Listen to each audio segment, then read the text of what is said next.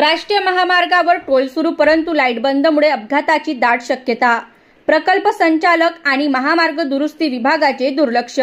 Bhusawal Khandesh live news प्रतिनिधी.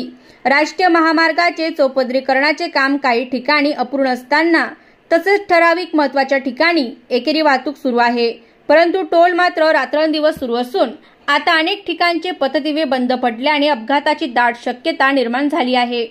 याकडे भारतीय राष्ट्रीय राजमार्ग प्राधिकरण, प्रकल्प संचालकांसह महामार्ग दुरुस्ती विभाग, इलेक्ट्रिक विभाग, अभियंता यांचे जाणून बुजून दुर्लक्ष होत असल्याचा आरोप संपूर्ण भुसावळ विभागातून होत आहे.